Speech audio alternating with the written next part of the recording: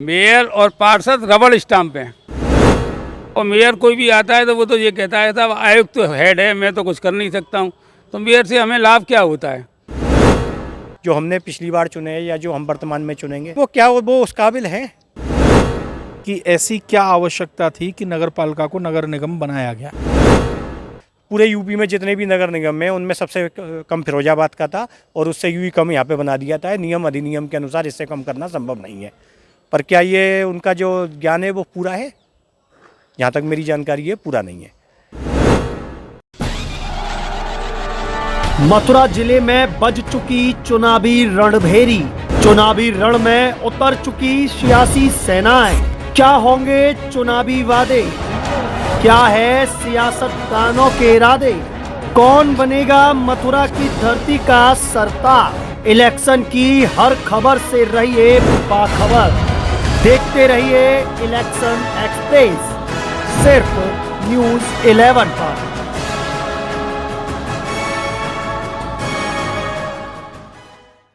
नमस्कार, स्वागत है आपका न्यूज़ 11 में और मैं हूं आपके साथ बलराम शर्मा। निकाय चुनाव 2023 का ऐलान हो चुका है। उत्तर प्रदेश शासन द्वारा सूची जारी कर दी गई है। मथुरा के साथ साथ आगरा, अलीगढ़, हाथरस तमाम जगहों की सूची जारी हो चुकी है, जिसमें कि मथुरा की सीट अब की बार सामान्य रखी गई है।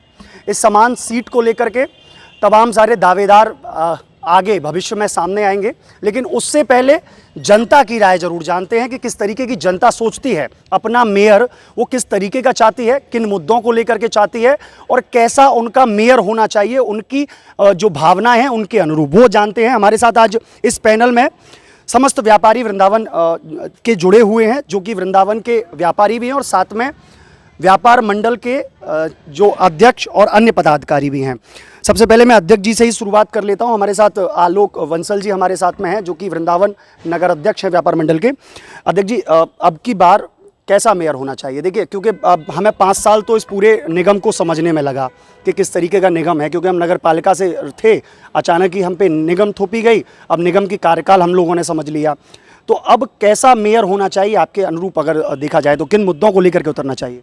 सबसे पहले तो आपका और आपके चैनल का बहुत बहुत धन्यवाद, लोगों को जागरूक करने के लिए, उनके अधिकार और कर्तव्य बताने के लिए, जिससे वो एक अच्छा मेयर चुन सकें जो आने वाले 5 सालों में उनकी जो समस्याएं हैं उनका समाधान करते हैं। हालांकि जो अब तक का जो कार्यकाल रहा है उससे इस चीज़ की उम्मीद करना दिन में ख्वाब देखने जैसा ही लगता है। अब हम बात करते हैं नगर निगम और नगर पालिका की। निश्चित तौर पे नगर निगम में जो फंड मिलता है सरकार द्वारा निगमों को, वो एक बहुत बड़ा होता है और विकास कार्य ज़्यादा आसानी से हो जाते हैं नगर पालिकाओं की अपेक्षा। पर जब हम बात करते हैं वृंदावन नगर पालिका की, तो उसको एक धार्मिक नगरी होने की वजह से पूर्व में ही लगभग नगर निगम की बराबरी पैसा मिलता था अन्य योजनाओं के माध्यम से। तो निश्चित तौर पर वृंदावन को नगर निगम बनाने की कोई आवश्यकता नहीं थी। वृंदावन की जगह अलग और कोई नगर होता तो उसको नगर निगम के निश्चित तौर पे फ़ायदे होते, पर वृंदावन को नगर निगम बनाने में कोई भी फ़ायदा नहीं है, क्योंकि उसको फंड पहले से ही एक बड़ी मात्रा में मिलता आ रहा था। अब बात आती है नगर निगम बनाने में हमको क्या क्या फ़ायदा होने चाहिए। निश्चित तौर पे जो टैक्स वगैरह के दायरे हैं और जो विभागीय कार्य हैं उनमें निश्चित तौर पे लोगों को परेशानी का सामना करना पड़ता है। नगर निगम और नगर पालिका के बनस्पत हम तुलना करें तो उसमें नगर निगम की तरफ से सरकार द्वारा एक बड़ा फंड जारी किया जाता है, वो काम होते हैं और हो भी रहे हैं, इसमें कोई दो राय नहीं है। पर जो जनता की मूलभूत आवश्यकताएं होती हैं अधिकारियों के साथ, मेयर के साथ, पार्षदों के साथ, उन सब चीज़ों में नगर निगम एक शून्य साबित हुआ है। अगर निगम की बात करें, जो भी पार्षद और मेयर होते हैं, जनता द्वारा चुनना एक अपनी जगह, पार्टी टिकट दे देती है और जनता भावनाओं के बसीभूत होते हुए किसी को भी चुन लेती है, आज का जो माहौल है। पर वो क्या वो उस काबिल हैं जो हमने पिछली बार चुने हैं या जो हम वर्तमान में चुनेंगे? जो नियम कानून उनको जानने चाहिए उनको हैं। अब बात आती है कि टैक्सों की, जो जनता द्वारा जो टैक्स दिए जाते हैं वो एक मेन वो रहता है मुद्दा।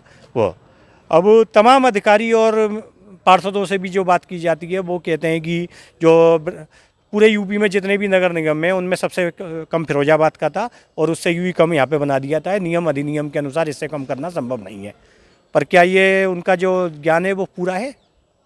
जहाँ तक मेरी जानकारी है पूरा नहीं है।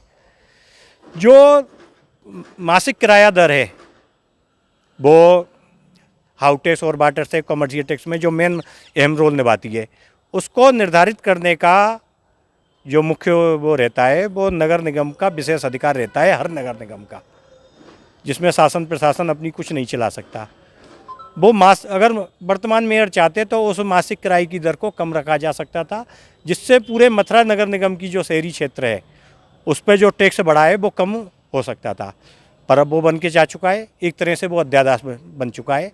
किसी भी पार्षद ने इस पर आपत्ति नहीं की, किसी भी पार्टी के पदाधिकारी ने आपत्ति नहीं की, किसी भी पक्ष के नेता ने इस पर आपत्ति नहीं की। देखिए मैं यहाँ आलोक जी को जरूर रोक करके कहना चाहूँगा, मैं अभी जिस तरीके से मैंने कहा था कि 5 साल हमको इस पूरे कार्यकाल को देखते हुए हो गए हैं, तो हम लोगों को अब ज्ञान भी हो गया है नगर निगम को लेकर के।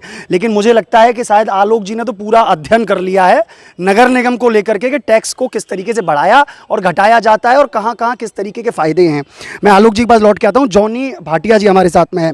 अभी बॉबी जी की और जॉनी भाटिया जी की एक बहस चल रही थी, तो कहा कि शायद पुरुष जानते होंगे या नहीं जानते होंगे, लेकिन जॉनी जी को महिलाएं पूर्ण रूप से जानती हैं, ये बॉबी जी का कहना था। और उन्होंने बड़े हंस के कहा कि ये जलन है इन लोगों की जो जलते हैं मुझसे। जॉनी जी, किस तरीके का मेयर होना चाहिए, कैसा मेयर अब की बार? क्योंकि देखिए हमने 5 साल का कार्यकाल इन मेयर साहब का देखा, पार्षदों का 5 साल का कार्यकाल देख लिया। अब जो मेयर आएगा कैसा होना चाहिए और किन मुद्दों को लेकर के वो आप लोगों के बीच में आना चाहिए, जनता के बीच में आना चाहिए? मेरा तो सर्वप्रथम बलराम भाई विरोध ही इसी बात का है कि ऐसी क्या आवश्यकता थी कि नगर पालिका को नगर निगम बनाया गया। क्या वृंदावन की जनता इस बोझ को, इतने महंगे टैक्स को, इतने बड़े सिस्टम को जो निगम बनना चाहिए बड़ी बड़ी मेगा सिटीज़ के लिए, क्या वृंदावन उसके लायक थी? क्या वृंदावन की नगर पालिका से वृंदावन के लोग संतुष्ट नहीं थे? ये ऐसे ऐसे यक्ष प्रश्न हैं जिनका आज तक कोई सेटिस्फैक्शनरी उत्तर ही नहीं दे पाया है। हम तो जॉनी जी कहा गया था इस समय, एक मन को तसल्ली देने वाला एक वाक्य आ जाता है कि किसी एक राजनेता की मनमानी के चलते वृंदावन नगर निगम, जो कि नगर पालिका जो A ग्रेड की होने जा रही थी, उसको हटा करके नगर निगम बना दिया गया। ये कुछ भी कह के बहाने जनता के ऊपर, आप संवाददाता हैं, आप खुद देखते हैं नगर निगम बनने के बाद वृंदावन नरक हो गया या स्वर्ग हो गया। वृंदावन आने वाले यात्रियों से पूछिए कि कितनी तकलीफ़ है लोगों को, कितनी दिक्कतें हैं। हम बाज़ार में बैठे हैं तो हमसे लोग रोते हैं कि हम किस भाव से वृंदावन आए थे और क्या लेकर जा रहे हैं। अव्यवस्था ही अव्यवस्था है। जो भी फंड आता है केवल मथुरा में लगता है, वृंदावन में 0 0 0। जी बिल्कुल, तो फंड केवल मथुरा में लगता है, वृंदावन में शून्य है।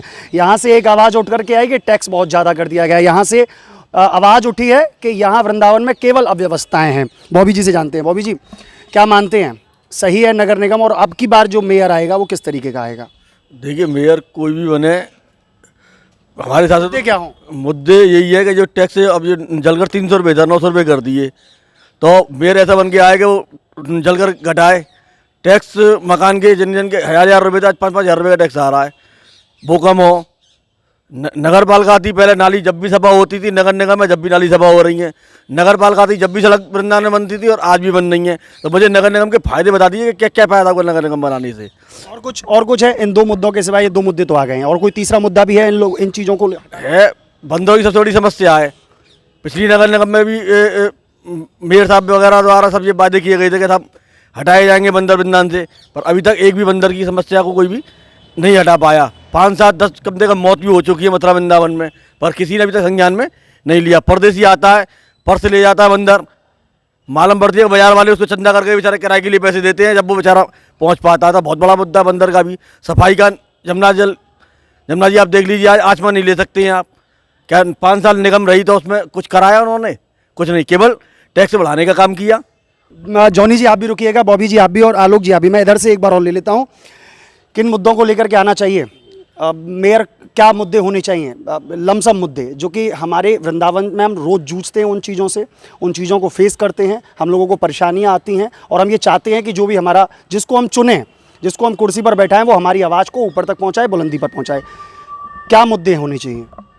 मुद्दे यही हैं, यहाँ की जो समस्याएं हैं वो दूर होनी चाहिए, चाहे वो टैक्स संबंधी हो, चाहे वो सफाई संबंधी हो। और मेयर कोई भी आता है तो वो तो ये कहता है साहब आयुक्त तो हेड है, मैं तो कुछ कर नहीं सकता हूँ। तो मेयर से हमें लाभ क्या होता है? ना पहले लाभ हुआ है, ना हम आगे उम्मीद करते हैं कि मेयर से कोई लाभ होगा। किसी प्रकार का कोई लाभ नहीं है। ये तो नगर निगम ज़बरदस्ती थोपी गई है वृंदावन के लिए। नगर पालिका ही होनी चाहिए। वैसे अगर देखा जाए तो जनप्रतिनिधि हैं, अब आयुक्त हैं, ठीक है, आयुक्त बैठे हुए हैं, लेकिन जनप्रतिनिधि हैं, उनकी बात तो सबसे पहले सुनी जाती है। आप ऐसे कैसे कह रहे हैं कि मेयर की बात नहीं सुनी जाती है? मेयर कहता है कि मेरी बात ही नहीं सुनी जाती। मेयर और पार्षद रबड़ स्टाम्प हैं। मेन तो आयुक्त और अपर आयुक्त जो कर देंगे वही शासन को लिख के देंगे, वही होगा। इनकी कोई वैल्यू ही नहीं है हमारी नज़र में, न ब्रजवासियों की नज़र में कोई वैल्यू है कि मेयर से हमें कुछ उम्मीद है। हमको कोई उम्मीद नहीं है मेयर से। कोई भी मेयर हो, पिछले 5 साल में जो मेयर हुआ उससे कोई उम्मीद नहीं है हम ब्रजवासियों को, और आगामी मेयर जो आएगा उससे भी हम कोई उम्मीद नहीं करते हैं। देखिए, ये ब्रजवासियों की, ये वृंदावन वासियों की एक भावनाएं हैं जो कि आज यहाँ निकल रही हैं। उन्होंने कहा साफ तौर पर कि मेयर से हमें कोई लाभ नहीं है। चाचा जी भी हमारे साथ में है, क्या कहेंगे? किन मुद्दों को लेकर के विशेषकर वृंदावन में जो भी मेयर बने, चाहे कोई भी मेयर किसी भी पार्टी का हो, किन मुद्दों को लेकर के वृंदावन के बीच में, उन जनता के बीच में, जनता जनार्दन के बीच आना चाहिए? यही होना चाहिए। एक तो बंदरों के लिए होना चाहिए, एक सफाई के लिए, और जो ई रिक्शा का हर जगह जाम चल रहा है इसमें इसका कोई नहीं, नगर निगम कुछ नहीं करता है। ये व्यापारियों ने अपने सहयोग से सब कर रखा है ई रिक्शाओं के लिए, और यहाँ मेयर के होने से कोई आवश्यकता ही नहीं है। मेयर कुछ करता ही नहीं है यहाँ पे, आज तक कुछ नहीं किया मेयर पार्षदों ने। और 5 साल तो हम लोगों के बिल्कुल खराब ही गए। इससे अच्छा तो नगर निगम था तो बहुत अच्छा था। मेयर और पार्षद से आपको ये तो लाभ है ना कि अगर आपके मोहल्ले में या आपके क्षेत्र में गंदगी है, नाली में सील्ट भरी पड़ी है, तो और चीज़ों के लिए नामांकन है, ये हैं, अन्य चीज़ें, काफ़ी सारी चीज़ें ऐसी हैं, गिनती लिस्ट बहुत लंबी है कि जिनसे फ़ायदा मिलता है। तो क्या पार्षदों से आपको अभी तक कोई लाभ नहीं मिला इस तरीके का? और ऐसा ही मेंबर जो पहले थे, पहले इतना ही लाभ उनसे होता था। काम तो जो सफाई का वो मेंबर भी कराता था, पार्षद थोड़ी स्पेशल उसको कराएगा।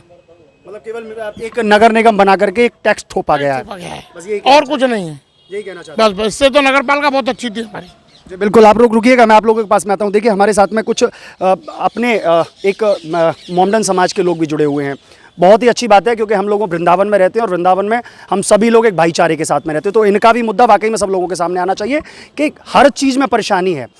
जिस तरीके से 4 मुद्दे 5 मुद्दे अभी तक यहाँ आ चुके हैं, यमुना शुद्धिकरण को लेकर के आ चुका, सभा व्यवस्था को लेकर के आ चुका, जाम को लेकर के आ चुका, जिसमें सबसे ज़्यादा आज की डेट में वृंदावन वासी, वृंदावन का लोकल, हर कोई और बाहर से आने वाले श्रद्धालु भी सब परेशान है इस जाम की समस्या से। भाई साहब, क्या मुद्दों को लेकर के आप लोगों के बीच में अब की मेयर या पार्षद जो भी आए वो किन मुद्दों को लेकर के आना चाहिए? सबसे मेन चीज़ तो जो सफाई की व्यवस्था जो है ना, मेयर के होते हुए भी बिल्कुल बेकार है। हमारे टाइम में जो चेयरमैन हुआ करते थे उनके सामने सफाई की व्यवस्था, पानी की व्यवस्था बहुत बढ़िया होती थी। अब तो बिल्कुल लो क्लास की रह गई है मेयर के टाइम में।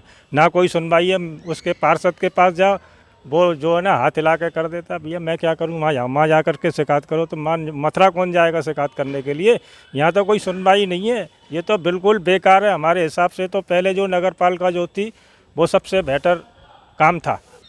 अच्छा, आप मुद्दों की बात करें तो मुद्दे क्या होंगे? अगर फिर भी देखिए, अब बनाना तो है ही है। अब ये एक चैन चल गई है, मैं ये तो कह नहीं सकता, ना तो मैं शासन प्रशासन से कह सकता हूँ, ना जनता को ये आश्वासन दिला सकता हूँ कि अब नगर निगम हटा करके नगर पालिका की जाए, ना ये आवाज़ उठा सकते हैं। ये तो अब जब होगा जब देखा जाएगा। लेकिन अब अगर बीच में आते हैं, मेयर आता है या पार्षद आता है, तो किन मुद्दों को लेकर के आना चाहिए? वृंदावन की मूलभूत जो मुद्दे हैं वो क्या हैं? सबसे मेन मुद्दा तो हमारे ये बांके बिहारी रोड पे एक डलावघर बना दिया है ऑन रोड पे, जो कि बिल्कुल वहाँ इतनी व्यवस्था ख़राब रहती है, जानवर लगे रहते हैं, गाय लगी रहती हैं, और मतलब ये ऐसी जगह पे है कि वो आदमी कोई वहाँ से निकलता है तो बदबू के सिवा कोई दूसरा काम नहीं है। वो वहाँ से हटना चाहिए, जो कि वो बिहारी जी जाने वाले रोड पे ऑन रोड है। और एक ये जाम की स्थिति बहुत ख़राब। सबसे मेन चीज़ दो चीज़ें आपने बताई। देखिए, जाम बताया और गंदगी बताई। ये वाकई में एक गंदगी का विषय भी है। मैं आपको बता देता हूँ, जब विद्यापीठ की तरफ जाते हैं हम, अटला चुंगी से जो रोड जाता है, उस रोड पर आगे चलने के बाद में जहाँ चौराया आता है, टी पॉइंट आता है, वहाँ टी पॉइंट पे एक डलावघर नगर निगम द्वारा बनाया गया है। उस डलावघर में गंदगी डाली जाती है। ना सिर्फ वृंदावन वासियों को परेशानी होती है, अपितु बाहर से आने वाले जो लाखों पर्यटक आते हैं वो भी उस गंदगी के बीच में से होकर के जाते हैं और वो बदबू से नाक को अपनी को बंद कर लेते हैं। और यह हम लोगों के लिए दुर्भाग्यपूर्ण चीज़ें हैं कि वृंदावन से एक ऐसा मैसेज जाता है।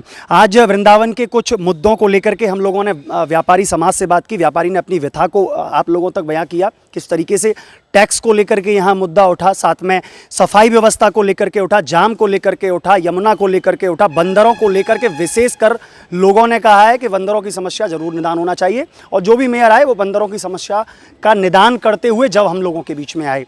साथ में जॉनी जी ने जो एक बात का एक आगाज किया कि वृंदावन का मेयर होना चाहिए, उसका भी समर्थन सभी व्यापारियों ने मिलकर के किया है। ऐसी अन्य खबरों से देखने के लिए हमारे साथ जुड़े रहिए। अपने सहयोगी आशुतोष शर्मा के साथ मैं बलराम शर्मा, न्यूज़ 11 वृंदावन।